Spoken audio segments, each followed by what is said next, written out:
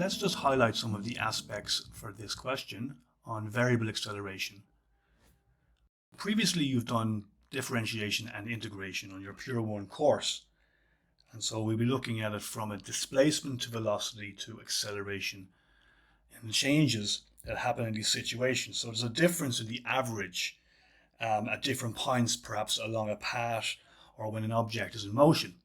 So first of all, you want to put in what I have on the right hand side here is our little mnemonic device, just to remember and make sure you know what you're doing in terms of whether to differentiate or whether to integrate the equation.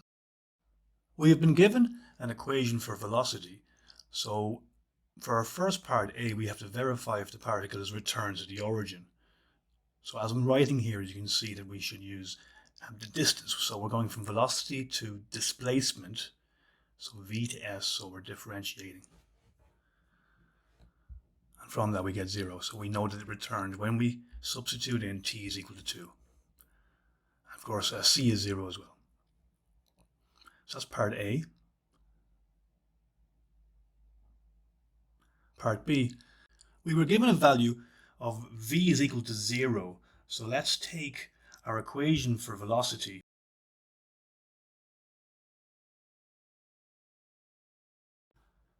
Don't be put off by the value of k. That will be dealt with in a moment. You can see it just as a multiple that's at the front of the equation. From there we can factorize a little bit. We can put a t squared outside, and from there we can get t equals 0, and also t is equal to 1.5 or 3 over 2.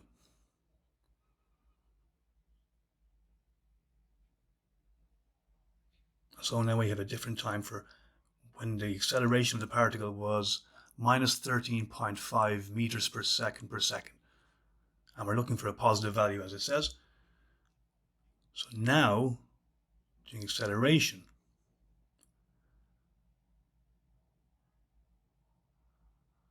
so plug in that value, and we will get a value for k here because we have our 1.5 for time. So k is equal to 3. And hence find the total distance. So hence is telling us that we're using a part of one of the previous answers. We're looking at the distance, so we'll go back to our equation on displacement. Keep in mind that our particle was running on a straight line and it all took place over 2 seconds. Our constant is 0. So we plug in our values for k and for t there, and we get a distance. So this was distance of 2.53 meters. But of course we went to a point and back. Sometimes when you're doing these questions, it can be useful to think of the actual physical motion. Draw little pictures. Where is it going? Is it going backwards? And so on and so forth. So with this one, we have a total of 5.05 meters.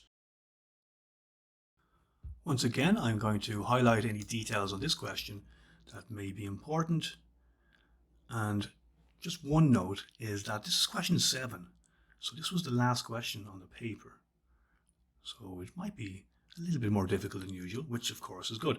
On the left hand side, I'm just doing a little map just to make it very clear whether I will differentiate or integrate and in which direction. So always write that out, have it ready just in case. In the first part here, we've been given an equation for velocity and we have to show the distance of OP is 6.25 meters. So checking the little map there, you'll see that you have to integrate. So 0.2 t cubed minus 0.03 t to the power of 4 is equal to 6.25. That's our displacement. You could just use your calculator to solve it. After reading the whole question, of course, you could just use some of the details that are also coming up next for the part 2 or the part 3 to put in basically like velocity is 0, so t is equal to 5. Thinking about what's happening within different points along a path of this object that's in motion. And as you practice these questions more and more, you would see like the different aspects of going backwards sometimes, or maybe going around in a loop and so on and so forth. It's limited, it's always in one dimension at this point. In part 2, we're given an equation for displacement and also some other details, where we're given a velocity of 1.25 meters per second at a time t equals 5, and we have to find the values of k and c. So we want to now differentiate to find the velocity, so we can make our equation equal to 1.25 meters per second. On another occasion, our particle travels along the same straight line, and we're given an equation for displacement. And we can plug in 5 here actually to get from the previous question was equal to 6.25. So there's one equation. Often with these we have to solve for simultaneous equations to find unknown values, as you can see. So when you have more than one unknown value, that's what we need. So that was me just putting in a detail for the first part. And now, as I said, we're going to go from displacement to velocity.